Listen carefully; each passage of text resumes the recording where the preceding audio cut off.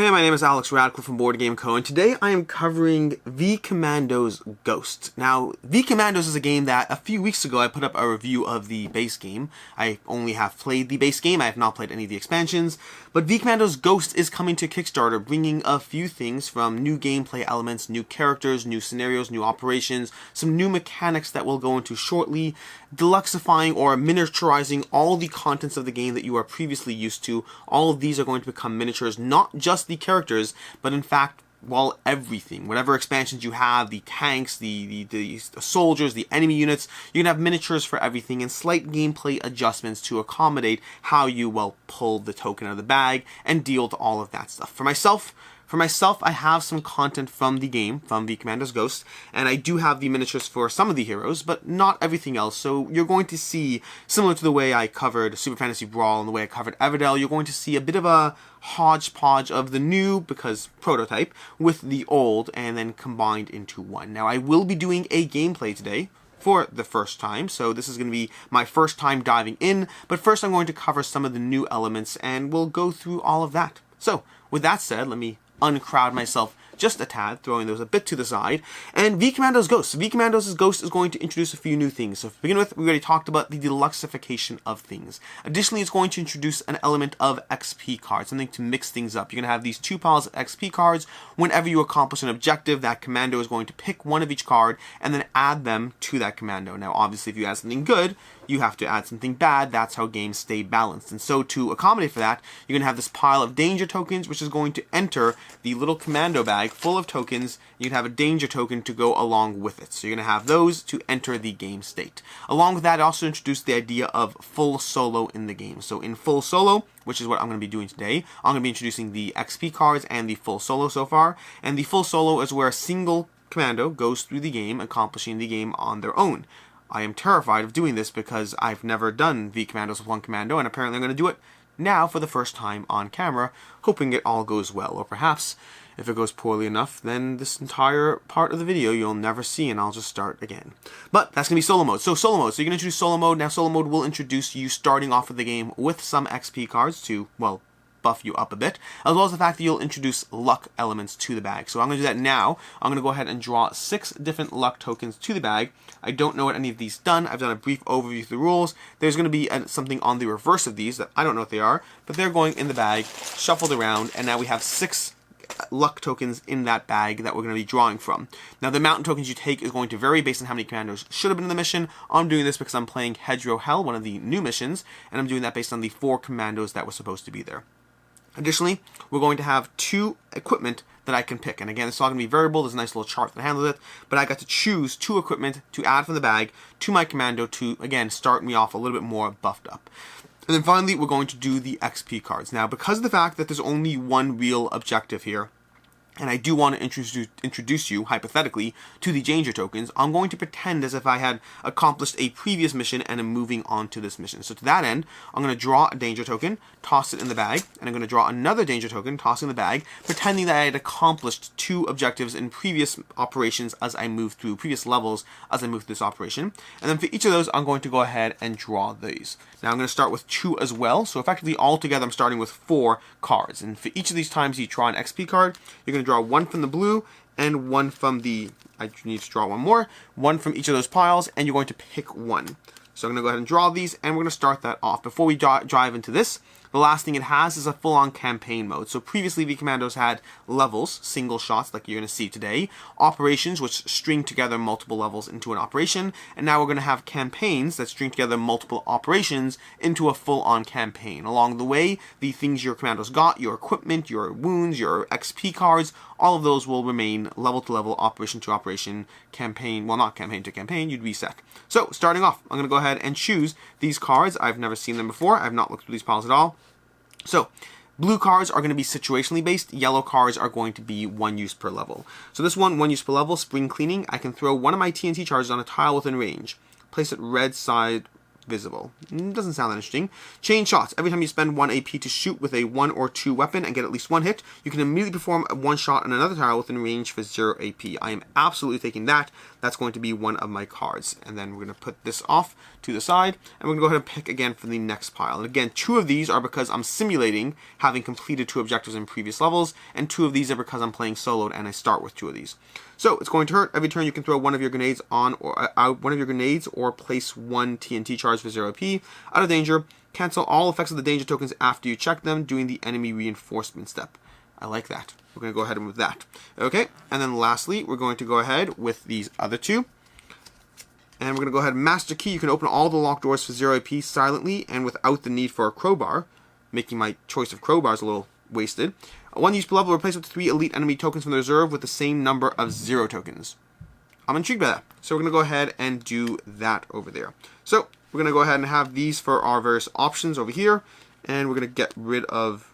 Did I lose track here? Why do I feel like I'm missing something here? Nope. Oh, perfect. Here, master key is going away. Excellent. Done. And now we're going to start. Now, if you notice, we started with 4. This one I didn't do as a choice because some of the missions will require second commando at a certain point, and so you have to choose that if you are playing a solo game with certain missions, including Hedgerow Hell.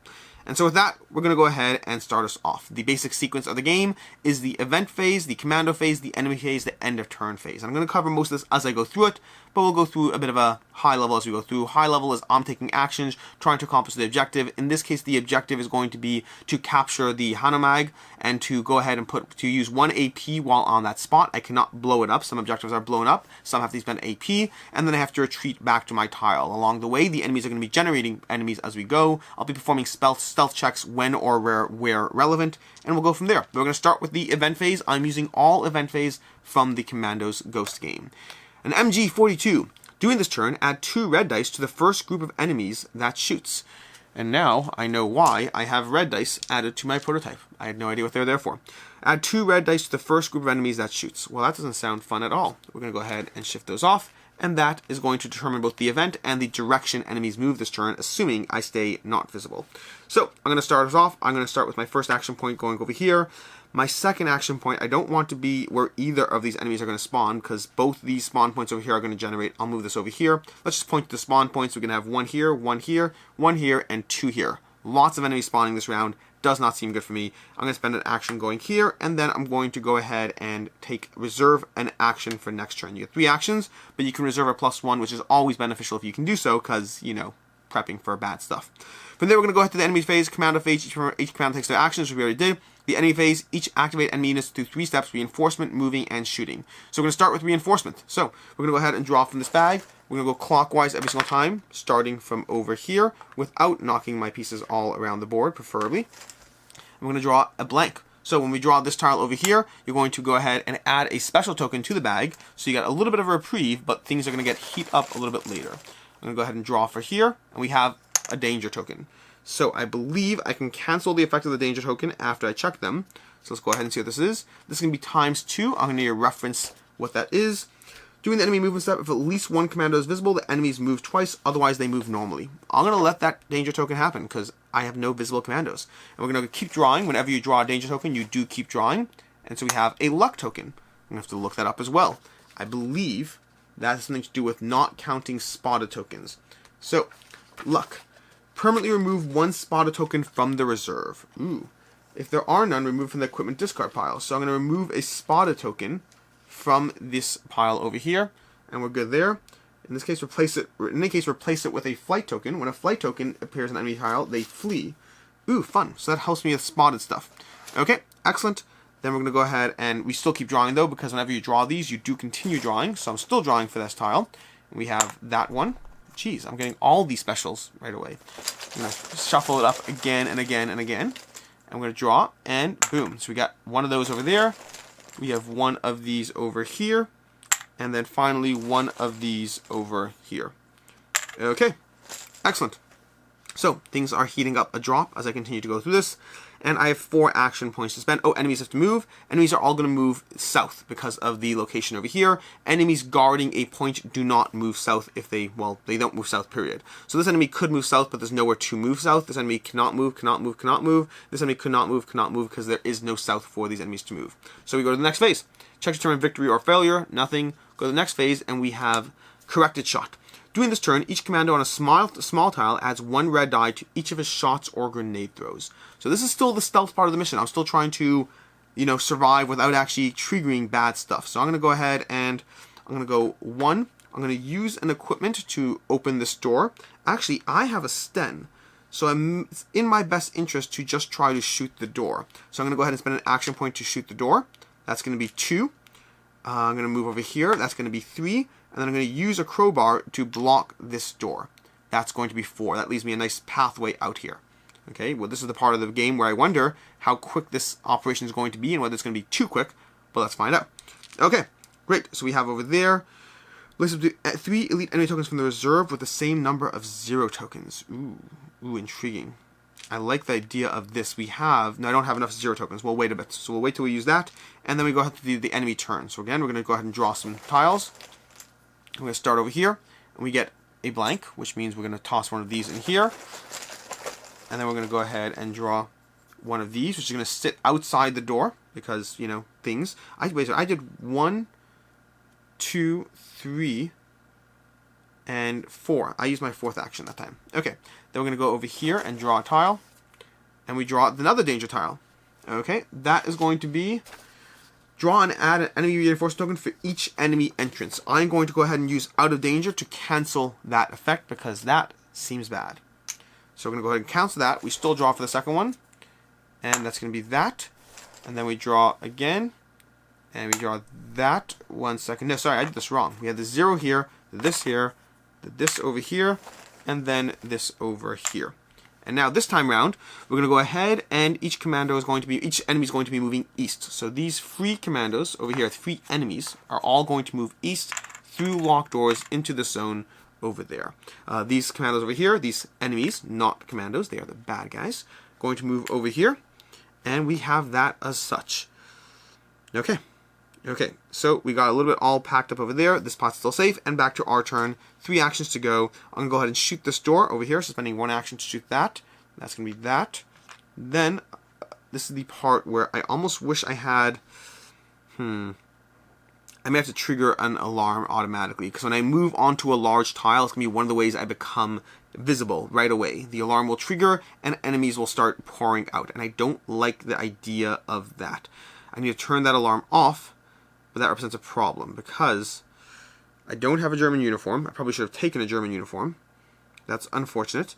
I have 2 actions left. I've opened the door. I can walk in, which would trigger a problem. I can shoot stealthily. I might shoot stealthily. So I'm going to go ahead and shoot stealthily into the adjacent tile, shooting on a 2+, and I'm going to try to hit this person first because, well, it's easier to hit that person. I'm going to be shooting with my Sten. I shoot a 2+, and boom, hit that guy. Perfect. He is dead. So he's going to die, and we're going to go ahead and draw a tile from here. Hopefully it's not spotted, because that would be bad. It's not spotted. In fact, ooh, that could not have been better. That could not have been better. So this guy's going to go ahead and flee. This is a flee token. That guy's going to flee. Basically sees that guy dead, runs away. And now I still have 1 action left. I don't think I want to do anything here just yet, because... Did I forget to draw an event card? I may have forgotten to draw an event card. I forgot to draw an event card. Event card. Once during this turn, after a stealth check that should have made you visible on a tile with 1 enemy or less, stay stealthy and eliminate that enemy. That would have totally changed the way I played this turn. Okay. And enemies are moving north. That's interesting. It's not worth it for right now. Okay. So we're not going to do anything there. So that's not going to help me. Would have helped me. Enemies are going to move north. That's helpful in that sense. And I still have 1 action left, so I'm going to go ahead and save a +1 over there. I'm also going to go ahead and use limited resources, replace up to 3 enemy elite tokens from the reserve with the same number of tokens. So I'm going to go ahead and replace 1, 2, and 3 of these with 3 of these, making that bag once again a drop safer for me in terms of the odds of something not happening that don't hurt me. Okay? And that's going to be, now we're going to go to the commando. We did the commando, we're going to move to the enemy phase. Although, I probably should have gotten another hit. Another thing I did wrong, I have the chain shot. I could have theoretically aimed to shoot over here. Now, by the way, it's worth noting, I'm using the Sten. The Sten does not generate any, well, noise. It's a silenced weapon. It's awesome. It's one of the fun weapons in this game. Okay, so we're going to go ahead and activate for enemies. So we're going to go ahead and reinforce, move, and shoot. I'm still visible. I'm still hidden, which means no one's coming for me. So I'm going to go ahead and reinforce first. I'm going to start here and go around as usual. We're going to have one guy piling up behind the door. So once there's 4 of them, they're going to try to break down the door and get through. But until then, we are safe. We have this one popping in here. And we have this one popping in nothing. Perfect. Okay. Then we're going to go down here, where we're going to have one person here. Now this is what's going to happen over here. They're not going to come in yet because this tile is full. So this tile holds 4 people, and meaning no one's going to come into it just yet. So we're safe there. And then over here, we're going to put down nothing. So lots of nothing. Whole lots of nothing going on. And it is my turn. So, I could shoot that guy, which would be helpful. But as soon as I walk onto that tile, I'm going to have a problem in my hands. Oh, north. We have to move all enemies north. So these enemies are all going to move up north. And then we're going to draw an event card, which we forgot to do last turn. More than we thought. At the start of the enemy reinforcement step, add 1 enemy with a Mauser on every tile with an objective on this level. Make a stealth check if required. On every tile with an objective. So we're adding 1 enemy with a Mauser onto every tile with an objective. That's not ideal. So I'd rather accomplish the objective now and run away. It's going to cause some issues, but I think it's the right move. So we're gonna have some fun here. I've already used this card. I have to get rid of that. I think I'm going to be doing chain shot a lot. Every time you spend 1 AP to shoot, you can immediately perform 1 shot on another tile within range for 0 AP. So, I'm going to go ahead and be shooting. I'm going to go ahead and shoot this guy over here. Now, I'm going to go ahead and roll 2 dice. And we got, wow, the worst possible. That's going to be nothing. I'm going to do it again. And boom, he's dead. Okay, so we got 1 hit against that enemy. He's going to drop something. Let's see what he drops. Maybe it's a good time for a spotted token. That's 2 actions. Ooh, spotted token. Perfect. The reason I say good time for spotted token is because spotted tokens only are bad if there's another enemy still there. So I'm still hidden. I don't know if I want to play the waiting game here, or because that's 2 actions gone. I can move on to the tile and destroy it, but then as soon as people come, I'm in trouble. Like, I'd be hugely in trouble.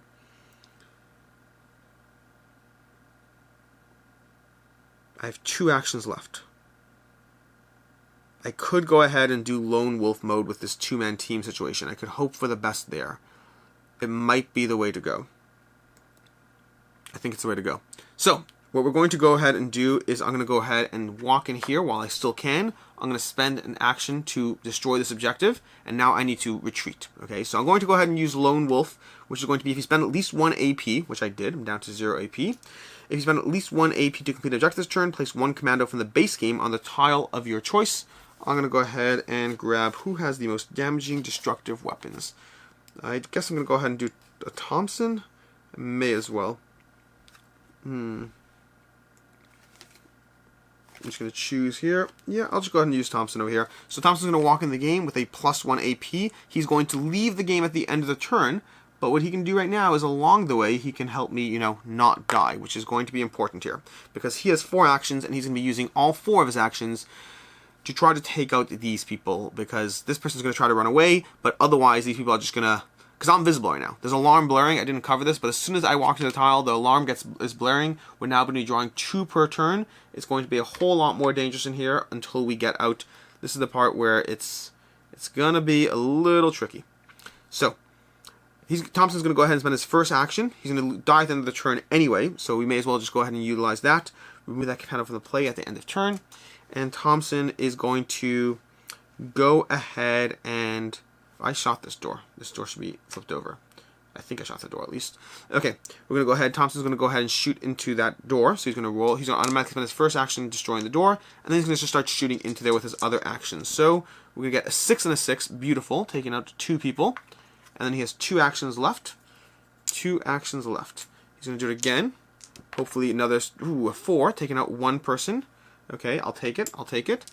These people are moving up though, and then they're still going to try to shoot me. So what he might try doing is he might, I guess, remove the end of turn. So I think his best move is to shoot. Jeez, I think I'm going to die here. The solo mode is tough. I think I'm going to die here. I don't see a way around it. Watch, you'll see what happens. We'll see what happens. Okay, we got a 4 and a 4, and now we get that move that he could have or needed to get before, and now Thompson is off the level. He's done. So he's gone. He gets removed from play. Like basically, it's a one-time use of getting a whole bunch of extra actions all at once. That was all the good news part. Now's the part where we probably die. So, let's go through it. Let's find out. So, we're going to start by putting out 2 people. Oh, this was over here by the door. I moved that by mistake. You draw 2 from the bag because the alarm is sounded. So, we're going to be drawing 2 from the bag for each of these. Okay, that's always fun. 2 people onto the tile, onto the tile. Oh, what's this? What's that? Maybe this will help us, save us. I don't know. That's going to be, if I can find it, it is going to be, if there are at least 4 enemy entries on this level, choose one and permanently remove it. Ooh, I like that. I'm going to remove this one. Okay. Otherwise, return all enemies equipped with a mace, not a protecting objective. So, it helps me a little bit. Remove an entrance, so this is going to be gone from the game. So that's going to help me with my getting out of there if I survive that far. We still have to draw another tile to replace that person. And then we're going to go ahead and do the same down here. And that's a nothing, which means we do have to add one of these into the bag. Which, by the way, just for the people who caught it earlier, I'm pretty sure I did that once or twice without adding that in the bag. I caught it too late. So, that's the situation. Now, they are all entering a zone with a visible commando, which means they all take an opportunity to take a reaction shot against me, which I'm going to be rolling 5 dice against me, hitting on a 2+. This is the part where I said, oh wait, we don't forget this one. We're also going to add a 1 die person to the board. So we have 6 dice.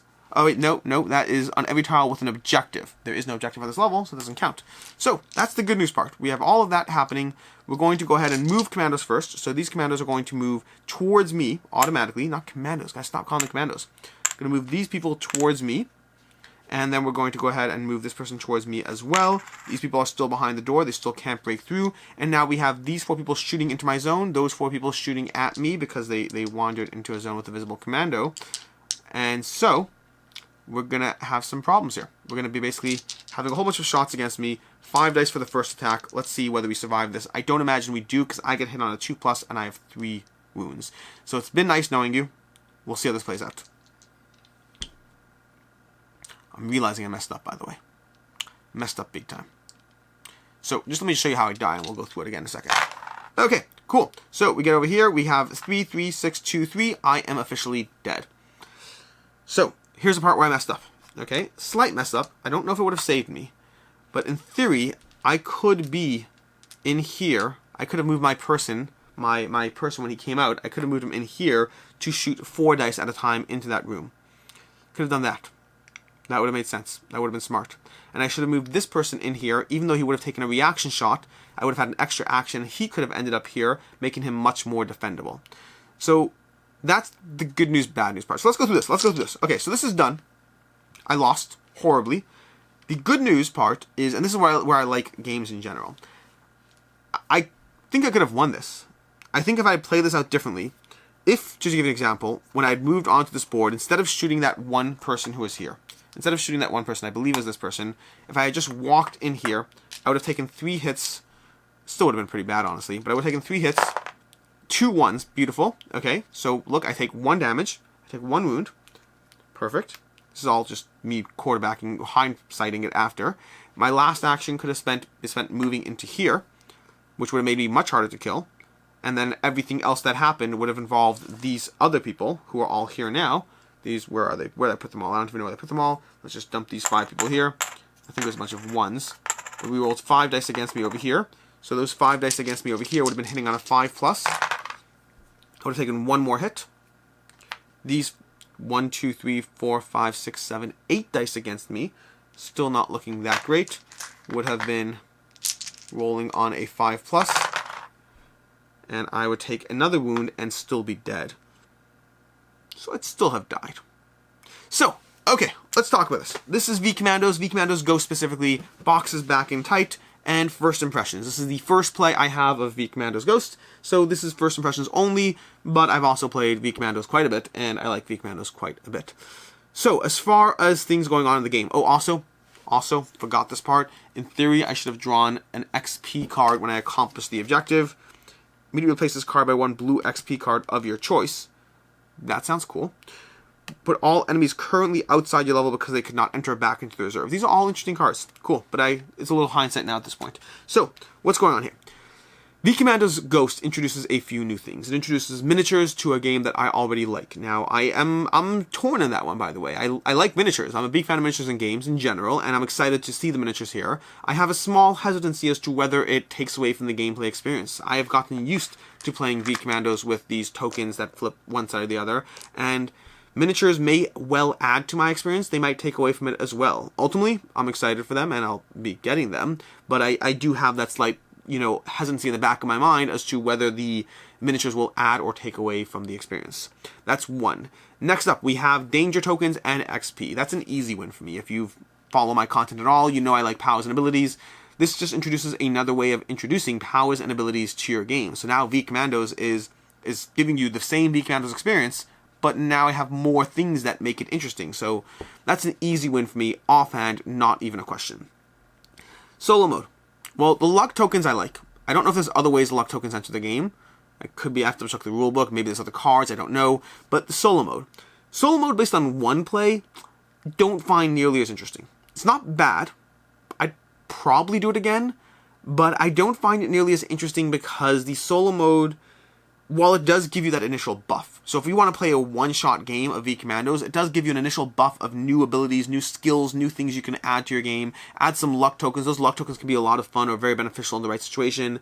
The flip side is I feel it took away from some of the choice I have in V-Commandos. A lot of the choice in V-Commandos comes down to which commando operates in which sequence. Which one does what, when, where, and why. Do I split up my commandos to different areas? Are they retreating? Is someone covering for someone else? The interplay of the way you activate your commandos to me is one of the big decision space areas of V-Commandos. And the solo mode kind of took away a lot of that for me. I would say my initial first impression of the solo mode, and also feels harder, by the way. I mean, I could be wrong, but maybe this mission is just hard in general. I usually get a lot further before I die. Like, I died, I kind of avoided enemies, and as soon as I encountered enemies, I died. It was that quick.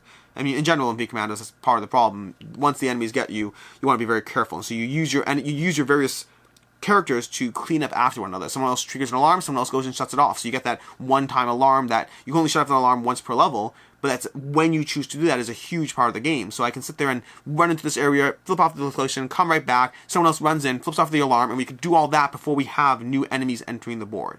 So there's a lot of decision space around the interplay between different commandos, and I don't feel V-Commandos Ghost allowed me to have that same decision space. It gives you the option of true solo, where you're controlling one character instead of controlling 3, 4, 2 characters, whatever it is. Honestly, I'd even just rather a 2-player mode where they give you some sort of compensation, some sort of compensating skills and other stuff, but less so, but you played with fewer characters. So, because that would still give you a lot of decision space of having people acting after one another. Initial impressions is I'm inclined to play V-Commandos the way I have been until now, which is playing whatever character count is there, and I'm not in a rush to jump into solo again after my first play. Probably will give it another few plays, but that's initial first instinct from there.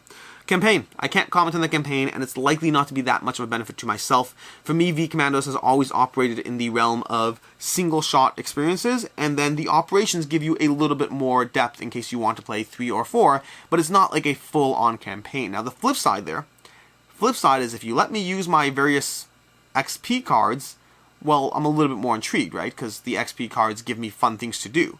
Now, the counter to that is some of these XP cards are one use, so that kind of balances with the danger token nicely. Other XP cards are going to be general power-ups to your characters, like this chain shot. That could be very cool, very useful, ongoing XP card, very helpful. How does the game balance around that across multiple operations? I don't know offhand. I don't know if it means the commandos become overpowered, that wouldn't be fun. So I don't know what happens when you string that across a whole campaign of multiple operations. But again, that campaign mode, I'm less of a target for that. The solo mode, based on my single play, I like the regular V-Commandos version better.